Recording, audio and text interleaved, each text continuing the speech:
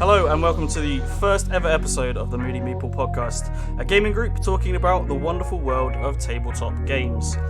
I'm joined by Dragon, Tom and David. My name is Steve and today we're talking about which games we're most excited for in 2021.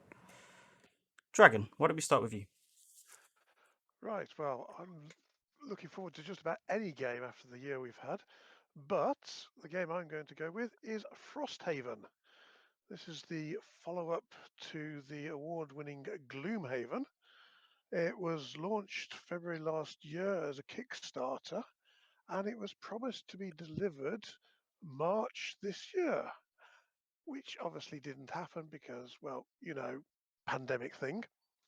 So, following on with the same gaming structure that Gloomhaven has, where you're a group of mercenaries trying to make a living in hostile environment. In this case, you're in the far north where it is rather cold, and you are trying to rebuild a city or a town rather of Frosthaven. So this is another of the legacy style gaming mechanics where you work together as a group to make the overall game better. So there's a lot of work that's gone into making this the game structure, but it's been very quiet on the actual details, other than actually repairing the town, building new locations within the town, and having the same map that Gloomhaven had, where you're actually discovering locations and working through a number of scenarios. He's been very quiet about how the actual mechanics of the system is going to work. Now, he's still got the same mechanics, as in each character has a set of cards which you then work through to play the game. But other than that, it's been very quiet. There was a lot of hype around the launch back in February last year. A lot of playing it online and on various conventions at the start of the year. So you've got an initial idea for the kinds of characters. And during the Kickstarter campaign, there was a lot of hints as to different kinds of people, well, not really people, mechanical beings. So I'm not sure how well that's going to play out, but I'm certainly looking forward to this because I just love Gloomhaven and I can't get enough of it. And Frosthaven seems to be a worthy successor. That's cool. So are we expecting that it's going to have? I mean, it says obviously you're saying that they're keeping it under wraps, but are we expecting kind of similar races to Gloomhaven and Jaws of the Lion, etc.? Yes, you've got the basics humans, of course. You've got the orchids and uh, like the Mind Thief characters. So you've got all the basic characters, but he's introducing this new uh, what they call the Algox, which are the next level of the Inox characters. So it's more bestial monster type things. Think a Yeti kind of. Um, but he's Cool. got these mechanical creatures, which he's not really said a lot about. So we're not certain of the actual structure of the game, how it's going to play out. So yeah, it looks really interesting though. The question is, are we going to have snow rats? That's. Why not? I saw Ratsicles. ratsicles. I can't remember what they're called actually. They're like rattlings or something like that. Oh, vermlings, I think. That's the Vermlings, one. yeah. Snow vermlings.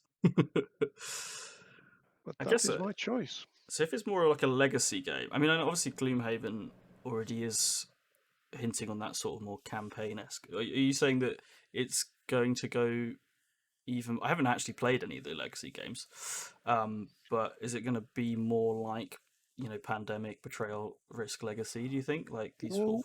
yes, I think so because with Gloomhaven, when you finish a campaign, you earn gold basically, which you can then use to buy equipment and uh, pay for spell upgrades to your cards. You don't really get that kind of thing in this game. You get rewards in terms of goods. So you can get wood, you can get hides. You then use that to build locations within the town. So you can build up a blacksmith or an apothecary. And then, depending on what you actually build in the town, it depends on what kind of equipment and upgrades you then get for future games. So it's got a lot more of involved mechanic on the legacy aspect. So there is a lot more detail being put into the thought of the legacy side of the game. That sounds really cool, actually. That's sort of taking a kind of what would normally be a kind of RPG type game, and then it sounds like it's almost going to be some resources in there as well, and that sounds really sick. Yeah, I hope so. I mean, it's certainly something I'm looking forward to. Is there any other, except obviously absolutely loving Gloomhaven, which we all know? Is there any particular reason why you chose this over maybe something else? Well, my number one game is Gloomhaven, but because of certain worldwide restrictions, I just haven't had the opportunity to play it as much as I want. So, yeah, having a follow-on from Gloomhaven with a lot more detail and thematics on it, it's definitely my number one choice. It's quite interesting how much I think it's interesting anyway how much Gloomhaven has become so popular, because it's been it was the number one game on Board Games Geek for like a long time. It'd be It interesting still to is. hear. It still is. It'd be interesting to hear from you and David and Tom as well why we think that is, and why is that sort of genre of game had a kind of resurgence in a way.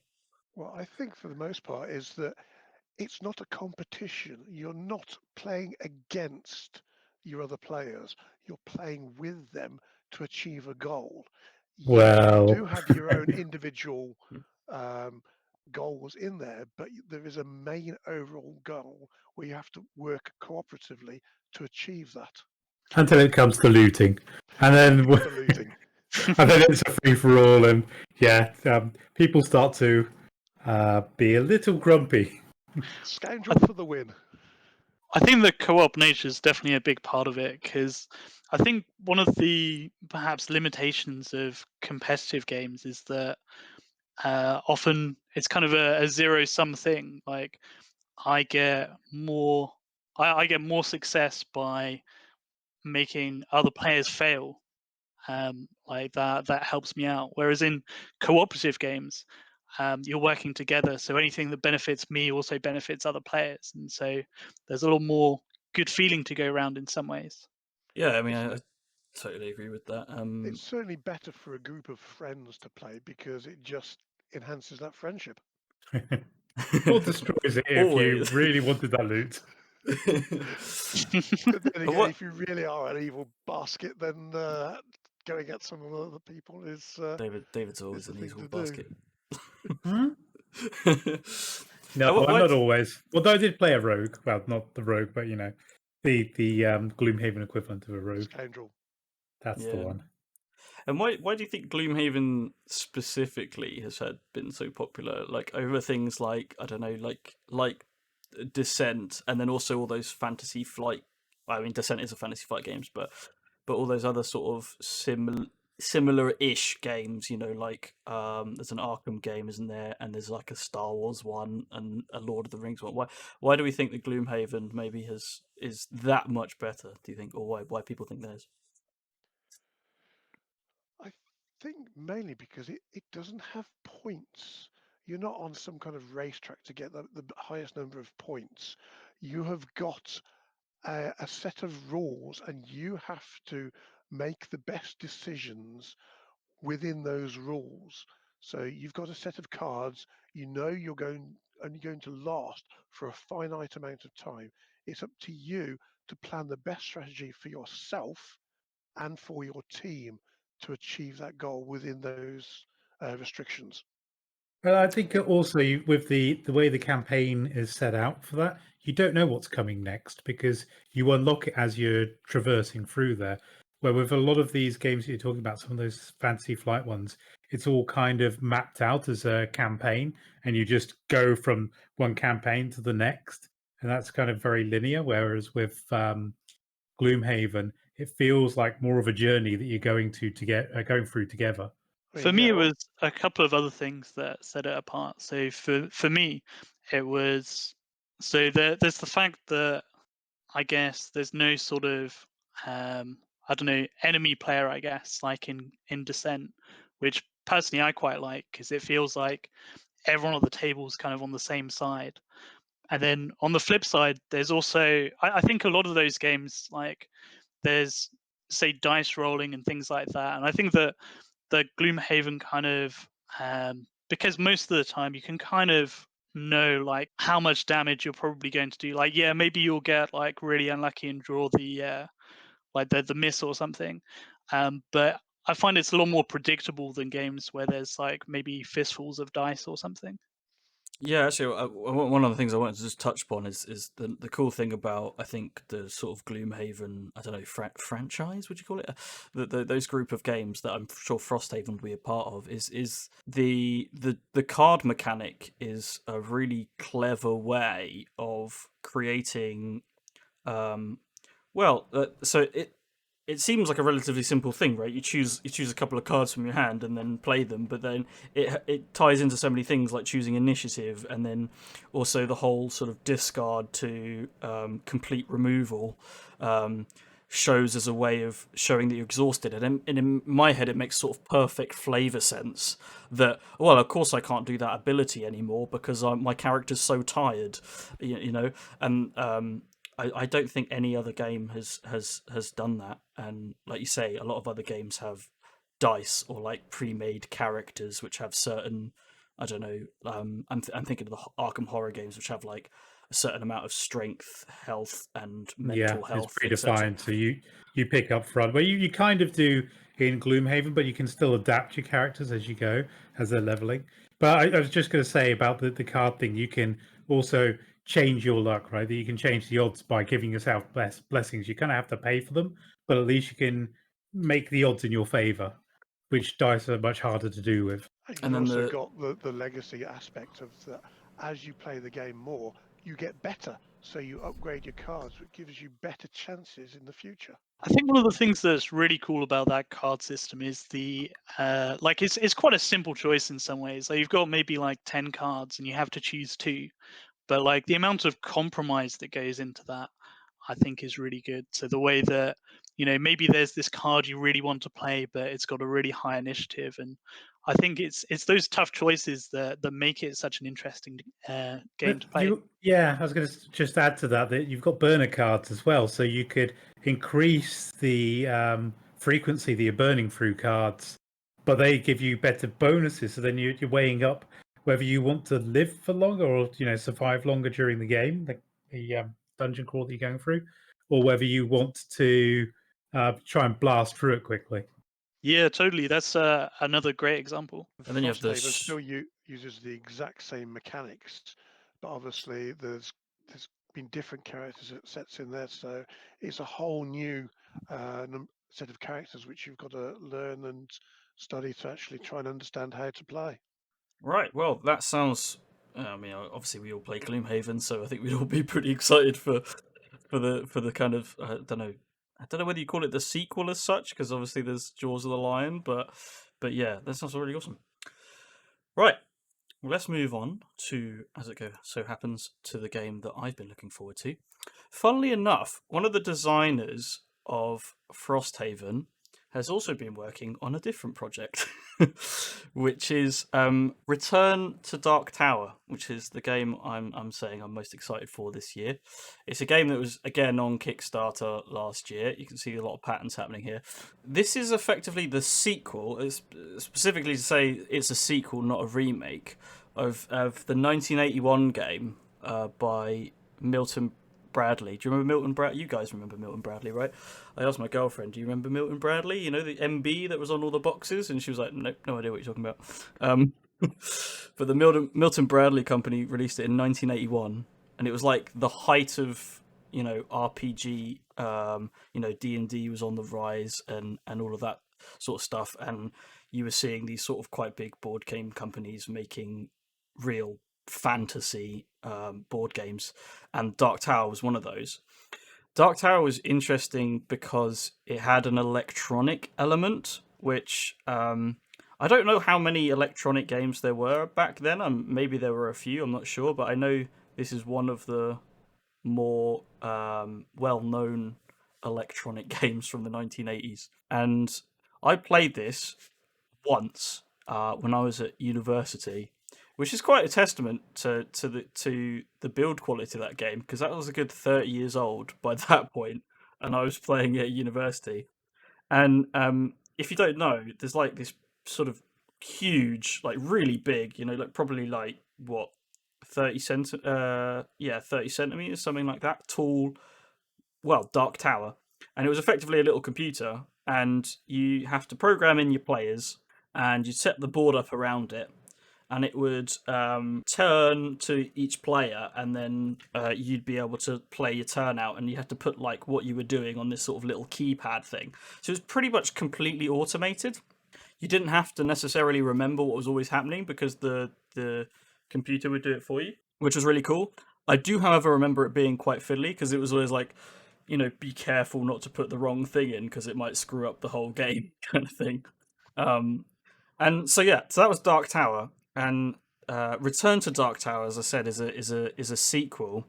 It's being made by a company called Restoration Games, which was started by a guy called Justin D. Jacobson, and also Rob Daviau, as well as a few other designers. Isaac Childress, as we said, he's actually a designer on Frosthaven. I think he was the actual developer of Frosthaven, like it was his Kickstarter page.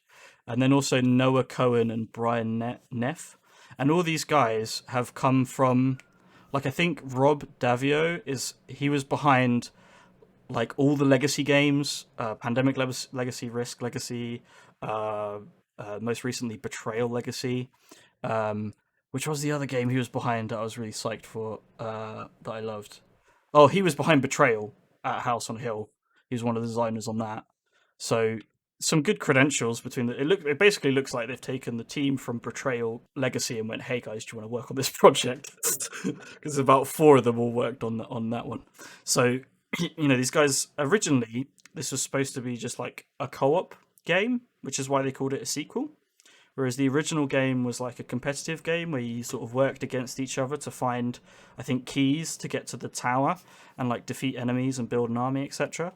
And this one was going to be a co-op one where you worked together to defeat the Dark Tower.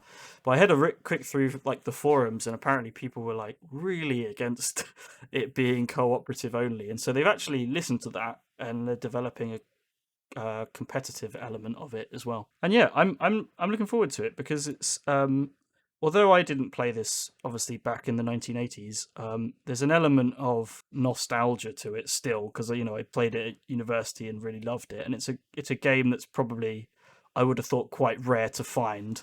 And even if you do find it, you know, playing it's a whole other thing. You got to be careful with it and not to break it, etc. So having a kind of sequel to that you could able to actually buy and play is kind of exciting. And it's also going to be interesting to see how they take what was originally a 1980s technology board game and bring it into the 21st century, you know, using a companion app like, funnily enough, like all the games that we've talked about, you know, like the Fantasy Flight games, etc. So yeah, I'm really looking forward to it. Well, I am certainly old enough to actually remember playing this back in the 80s. It's a very fuzzy memory of it, but I can remember the tower having some lights on it, and that's about all I can remember of it. So yeah, this does look like an interesting revival. It has, this was definitely one of my ones to watch for the year as well. I didn't back it. I was very close to backing it, but then Steve backed it, and I thought, I can just play his copy. Yeah, I think they had LEDs, and then it also used to like play this sort of quite funny music. And like I said, it was quite me playing it. What, less than 10 years ago, it being 30 years old. I think it's quite a testament to either how well it was built or how well it was maintained by whoever bought it. Probably a bit of both. It was actually close between this one and Hero Quest, which is another one. It's really weird because I'm not ashamed to admit I wasn't around when these games came out, but I have played them since, and I can totally understand why they have such a sort of long-lasting history, and why they you can see the influence. We were talking about Gloomhaven. You can see the influences of things like Dark Tower and Hero Quest on the games that are popular nowadays, which is why quite interesting that they are popular. Well, I do actually have one of the original Hero Quest games. Yes, I'm an old school gamer. Yeah, I do remember fondly that game from my youth. Again, it's one that I played. I played it at a board game cafe in my hometown. Again, while I was at uni, I had more time like that, and I think it was before the time that I really got into D&D and stuff. So it was kind of the first proper taste of almost like a DM. I know it's. I think they're probably pre-made things, but still, you have like a DM who's controlling the enemies and directing you in where to go. So. But yeah, it's interesting that the flip side of that you have got like Heroes Quest, which is basically being controlled by someone, and then you've got Dark Tower, which is like automated. So it'll be interesting to see if Dark Tower is going to be whether that's going to have maybe it will have a campaign element to it as well. I'm not sure. I mean, based on the credentials of the people doing it, it wouldn't surprise me. It'll be interesting to see as well how something that has, I guess, electronically automated bad guys compares to games like Gloomhaven, where the automation is sort of just done by some very simple rules, which I guess makes it a lot more predictable. Yeah, I mean, like I said, it's going to have a companion app, so I don't know whether I guess with 21st century technology, there is the potential that updates or patches could be made that could add campaigns or quests or something. So it'd be, I don't think I've ever seen. I'm not sure if that's even on their roadmap. I have no idea, but I mean there's still the potential there, right? So it's be interesting to see how replayable it is, and whether they'll how they combat the original replayability of the 1980s game. Yeah, because that's kind of what Fantasy Flight do with, say, Journey Through Middle Earth, where they add some campaigns. It does mean that effectively when they get fed up with adding updates to that game, you're kind of stuck with a game that doesn't get any new content and potentially has a companion app that dies a horrible death. So that's the kind of the downside of this technology, that if they stop putting effort into it and say just take it off of the app store that it's on, then potentially just disappears forever. That's a very good point, actually, and it's a good point to mention as well that I mean I think they put a questionnaire out on the Kickstarter not all that long ago asking about different phone types.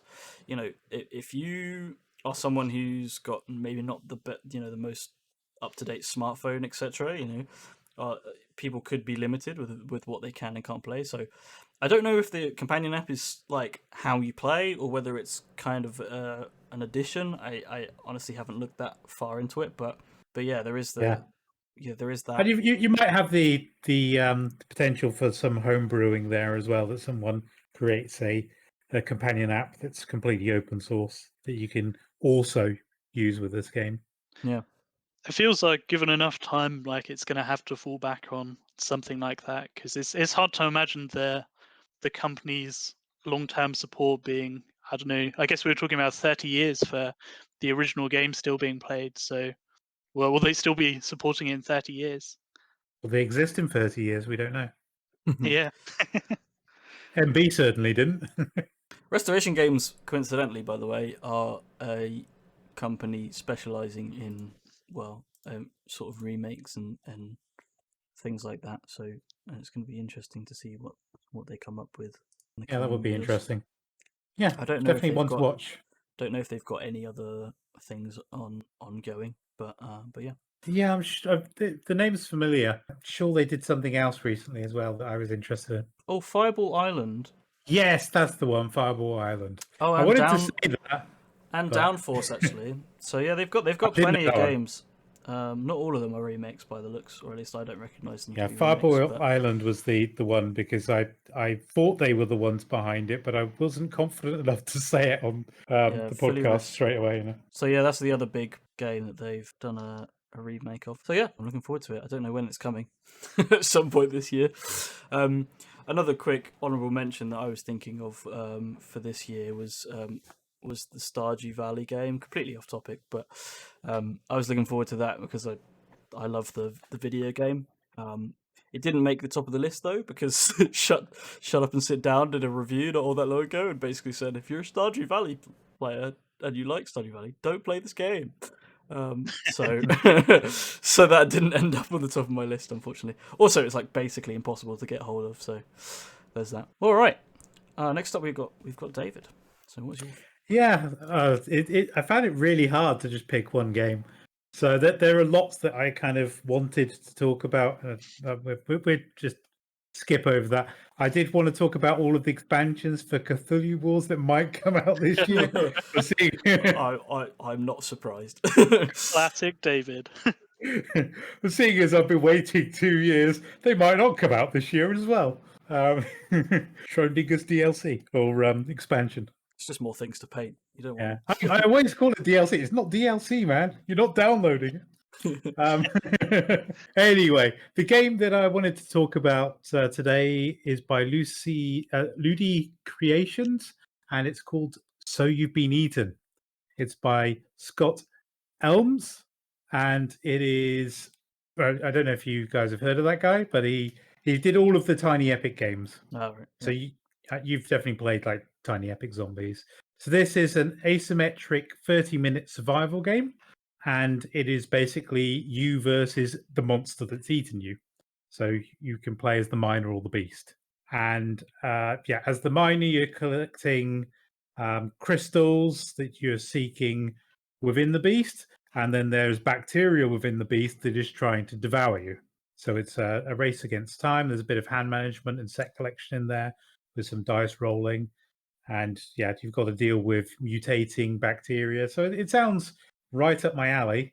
But the thing that really kind of made me want this game was that it is potentially a one-player game. And in an environment where you aren't necessarily going to be going out much, I thought this would be a nice game to have as a backup. Something that I can play on my own, and you can play as a miner against a hibernating beast, or you can play as the beast with a robot miner.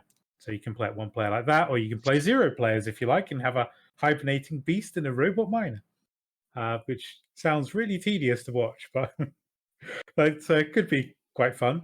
It's got a really nice aesthetic about it, and I went for the deluxe edition, which has lovely crystals and the like, and some very pretty dice. But that's just the pretties that we all love to have. Yes, it's a nice little one that I thought would be something that I could just get out occasionally. I don't have many of that kind of game at home, and most of my shelves have been gathering dust right now because I've not been able to get out and play with you guys, basically. I have to say it's quite rare that you can find a game that's sort of built around the sort of 1 to 2 player region. How do you think it's gonna stack up against things like, I don't know, Seven Wonders Duel is the thing that always comes to mind, the 2-player game, but how do you think it was going to compare to other sort of quick smaller player games?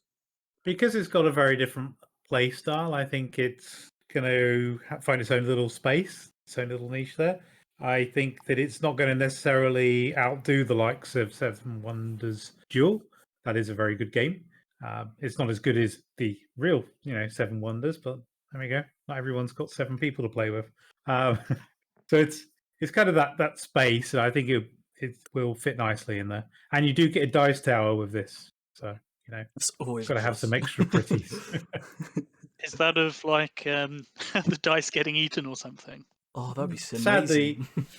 Sadly, I don't think it is. Let me go and have a look through that. It looks pretty basic. Yeah, it looks a very kind of mechanical dice tower. It would be lovely if it was very organic looking with a beast. swallowing it. I'm surprised if you did like. I'm surprised they didn't do that for like the deluxe edition. You know, like that's gonna be the people on Etsy selling the Oh yeah, yeah. the Yeah. Unless you're gonna make a upgrades are killing gonna there. Feels like they've missed a trick there. yeah, definitely feels like that to me. I mean, But like, the gems, the crystals, they are acrylic, so that should be quite nice. Got to have some acrylic little crystals there. Yeah, I've also backed this Kickstarter as well because it does seem to be a very novel premise of the game. I don't know of any other game that's you end up being devoured and you've got to come out at the other end. Yeah, or being the devourer, the devourer. You basically devoured the miner, and now you got to make sure that you can digest him properly. the Kind only of reminds game. me of the Rick and Morty game Oh, that yeah, you I was- introduced, Steve. Yeah, I was literally about to say the only other game it reminds me of is it's Anatomy Park, which is a Rick and Morty game based around the it's based around the theme park that Rick makes in a hobo, which has awful things like rides in someone's stomach or down the intestines or Colon. something. Yeah, just horrible things. I remember was it that game that you have to shout something really random and really Yeah, I think inappropriate, it and is. we were in the middle of the office, like sort of like maybe we shouldn't shout this. But yeah, no, yeah, interesting. I like the artwork actually, from what I'm looking at. That was the first thing that made me want to look at it was the artwork, and then I read a little bit about it, and I thought, actually, I don't have many of this kind of game, and the premise seems pretty unique. I haven't actually backed that many games this year because I backed far too many a couple of years back, and they were rolling up, 3 or 4 a month, and it's like, how many games did you buy? Pass. Next question. Yeah, it's definitely been the same for me in the last few months. So trying Yeah. not to buy games that I'm not going to play. It's very easy to become a super backer during lockdown. Yes, it is. I certainly have become a super backer. It's interesting to think actually. Going back to the sort of first player thing, it's something that we've been seeing a lot of. I think even before the pandemic, a lot of games saying, "Oh, do you have a solo mode?" Why with a lot of video games and things that we have, why do we think that so many games are coming out with this first player modes, and is it worth it, I guess? Difficult question to answer, really. I mean, the pandemic has certainly made people think about solo gaming, but there's been a lot of other games that are purely solo based, so it's difficult to say. I mean, yeah, Honestly, prior to lockdown, it's not something I considered other than to learn the game. Yeah, No. I mean, you get that weird. I don't know if any of you have played the single player modes of any of the Stonemaier games, like Wingspan or Scythe, but they add the thing that they do. Like, I don't really feel like that necessarily teaches. I mean, it does to a certain extent teach you the game, but I wouldn't say that's necessarily the greatest way of learning the game, is because you've got to learn all this sort of automaton stuff, which is Yes, yeah. not So always there's an great. extra layer of complexity that you wouldn't have to do normally. Yeah. When you're playing 2-player, 3-player. I guess the appeal of like the solo modes is that it means that you can still kind of use the game and I guess get value out of it, even if you can't get like a table together. Which, I mean, I think the trend did start before the pandemic, but I think it's definitely fair to say that like a lot of people have benefited from this because of the pandemic. But yeah, I guess it's just another way to play a lot of the time. But it's nice to see more options, I guess. It's nice to have the option, right? The other question I had actually was, did you say it was a race against time? This game? I don't think I did. Oh, okay. it's not time as in an actual time period. It's a time where you've got a certain number of moves before you get digested. So Sure. Yeah. you've got to plan your actual moves carefully.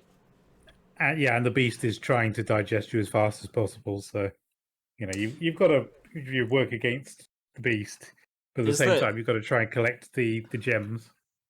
Is there any randomness to that? Like how quickly the beast is going to devour you, do you think? Or is it always going to be sort of a set number Well, of it's an turns, opponent. etc.? It's another player. Oh, right, okay. So I guess not in the first player, though. In the one player.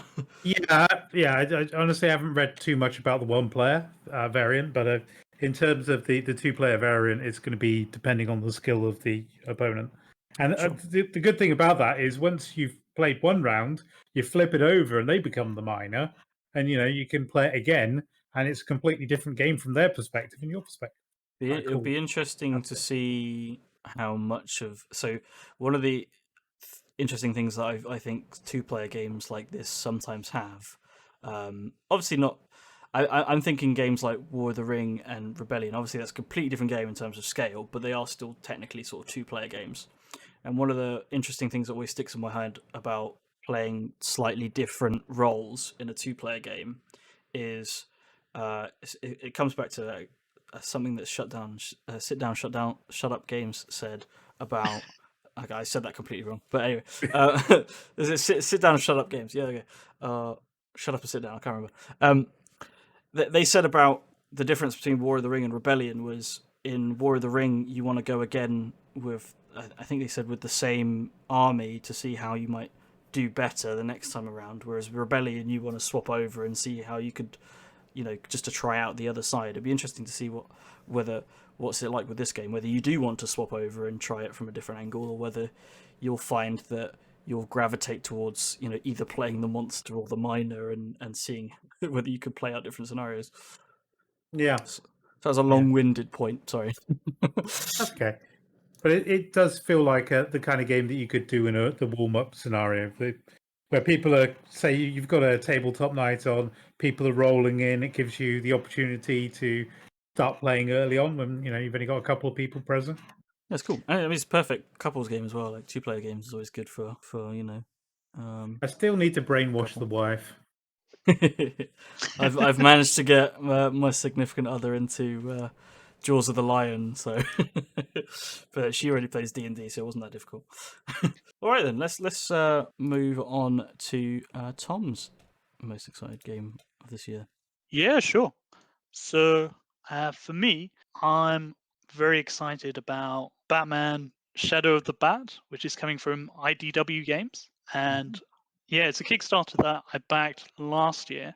Yeah, I guess there's a pretty clear reason why I've picked this, which is that I'm a huge fan of Batman the Animated Series.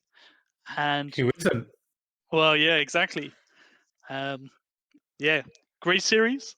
But yeah, and it feels like in a lot of ways that this game's kind of a love letter to that series. Like, there's so many different different characters from it, from like the Joker to like the likes of like the Condiment King, or like Red Claw. Like any obscure character, pretty much, is going to be in this game. And it's scenario based, and the scenarios are from specific episodes, and they actually use like the title work. So the artwork they show at the start of each episode. So that's like it looks like that's like the booklet, I guess. The you open up, and then it's got all the information about like what you've got to do to be like that particular villain.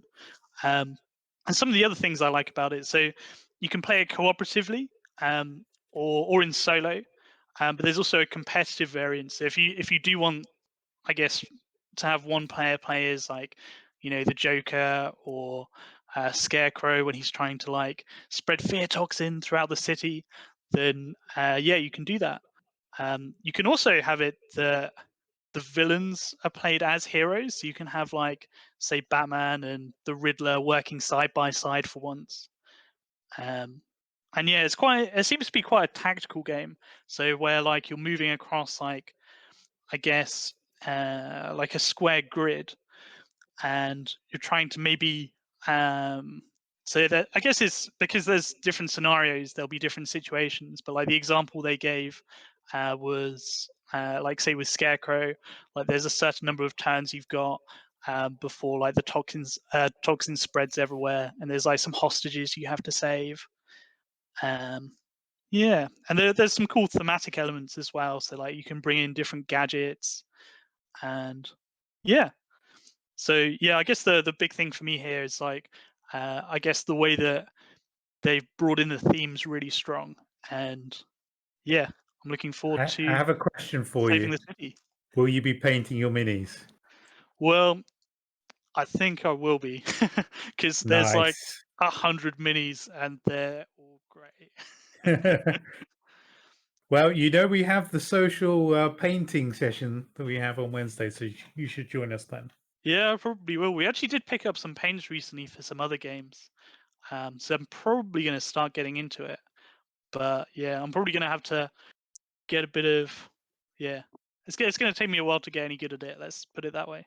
Yeah, but because they're cartoonish characters, they're solid blocks of color. It makes it a lot easier to paint. Yeah, there'll be a bit more like kind of block colors where it's quite simple, I guess. Yeah, There's also lots of existing sources that you can look on. Obviously, you got the it is a original beautiful game episodes. though. I just had a look at the Kickstarter page. It is a beautiful looking game. It's crazy as well that how good. I think it's pretty crazy how good the figures are as well. Because I mean, it's not the first time that the Batman / DC world has had a miniatures game, but Yeah, there was Gotham City Chronicles was like the biggest one that's come out, I think. Well, Although you that also was have, based more on the comic side of things. there's also a kind of, I guess you'd call it a more like a war game. So you have like you'll buy the individual minis and paint them. Like a Yeah, sort yeah. of 40k. Oh yeah. Type, and obviously not to the scale of 40k. That was by a Spanish company called Night Models, and they're one of the better. One of the reasons I've never bought, I guess, a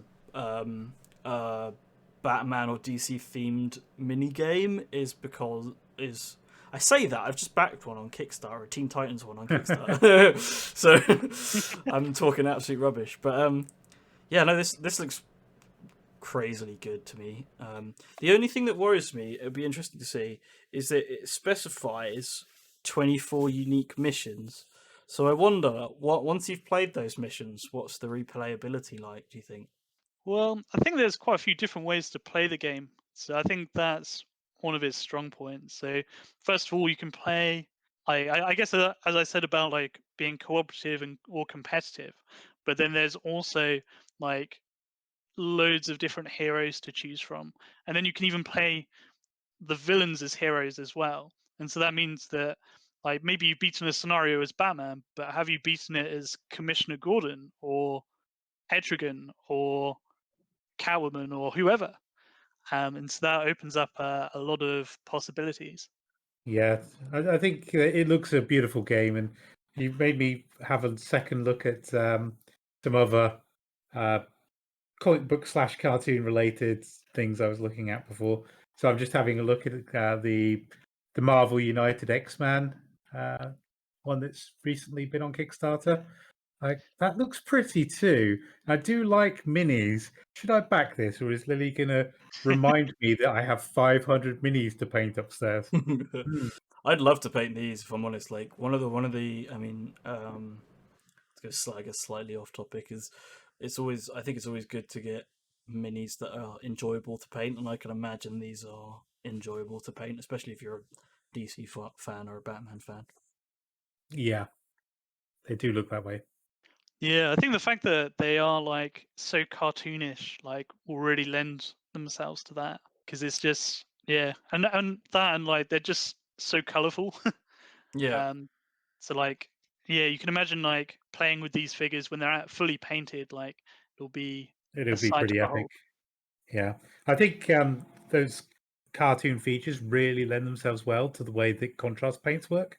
yeah, I think they probably do actually. Yeah, It's like built-in shading, and it's done. Yeah. yeah. I mean, yeah, I kind of did. So when I said we got some paints recently, they are all contrast paints.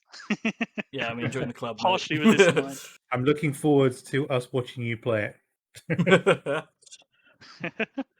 Well, I don't know. It's not that long till restrictions go down a bit, so we should be able to, maybe try something out. Although, actually, I Yeah. think they might have this on. I think they've got like a scenario on like might be Tabletopia. So that might be an option Okay. as well. Oh right, so you Yeah. can potentially play it online. That's pretty cool. I was actually thinking, like, except sort of reskins of existing games, like let's say Love Letter and Flux and stuff. I can't think of a single like DC, like, okay, this is the miniatures game that I thought of, and actually I think you did mention another game they've made, which is a Batman one, but I can't think of a DC game that's like an original board game that I've played, because there's Marvel ones, because we've got there's a Thanos one, and there's obviously the Marvel deck building game, which is sort of, Yeah, there's actually a few different there. So there's the Marvel Legendary, which is like building, and then there's like Marvel Champions, which is like constructed, and now there's United as well. So they've got like loads of games. Yeah, they've been quite prolific of late. which is interesting Yeah, to see definitely. that like Warner Bros haven't done the same. I don't know whether that's funding or I'm not sure. I think I did see that there were some other original like games based on like the animated series, for example. But I think previously, like for example, one of them I think had like sort of like loads of misprints, and like it was sort of let down on the production side from what I remember. But yeah, there's definitely nowhere near as many. I guess it's just because with the film franchise, I think Marvel's kind of got its time in the sun at the moment, really, hasn't it, with the MCU? Yeah, yeah. Well, Yeah, for sure. DC's is well in the past right now until they come up with something better. And do you think that affects the popularity of a certain game? The oh hey, this, so for instance, Marvel have released they released a Marvel, what's it called? I can't, Splendor.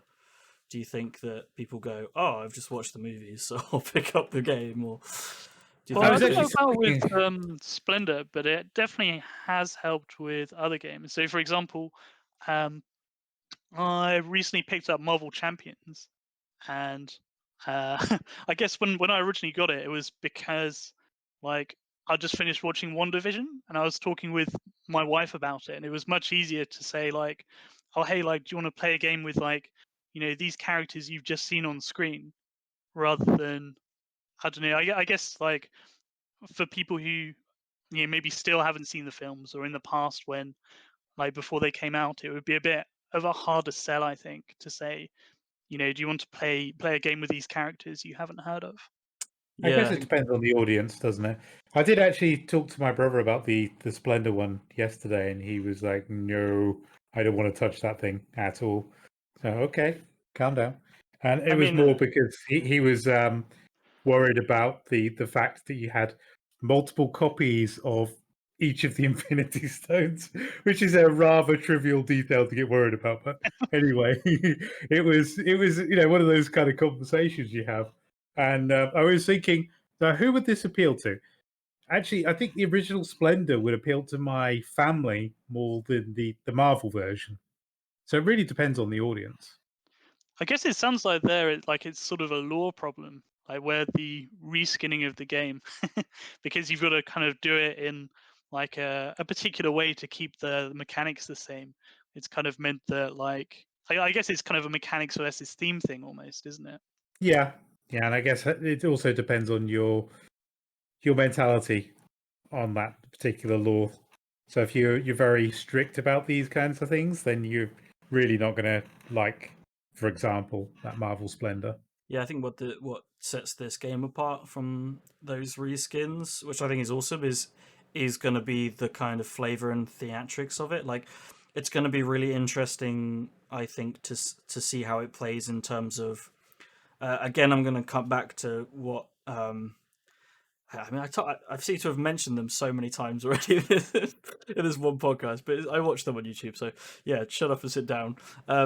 Again, they talked about the difference between War of the Ring and Rebellion was the difference that in War of the Ring you feel like, oh, I'm part of the Fellowship. I'm trying to get the ring to Mordor, whereas Rebellion just feels a bit kind of like, shooty pew pew.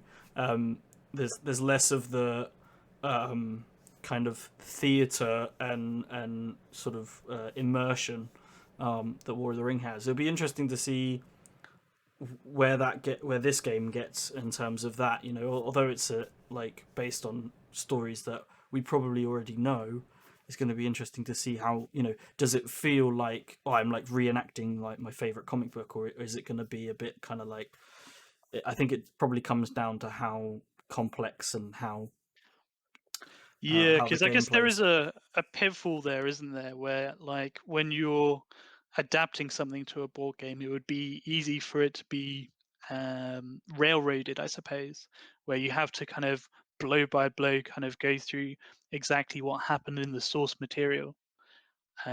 Which yeah, I think as you said, like War of the Ring, for example, is like a really good example where that isn't happening. But yeah, I think my hopes are high for this one. Like I think that like they seem to be treating the source material well, which is good. And from what I've seen so far, it doesn't seem like they're kind of doing like they've fallen into that trap of railroading. But yeah, I guess time will tell. I think it might be quite interesting to see. I don't know whether they'll do it, but it'd be interesting to see whether they extend the missions that you can do. And even I can imagine people making their own missions for this could be quite interesting as well. Like because it's comic books, and okay, it's tied into the animated series specifically, but because it's comic book heroes, you could take pretty much any comic book or graphic novel in Batman, which is thousands, and apply it to this perhaps.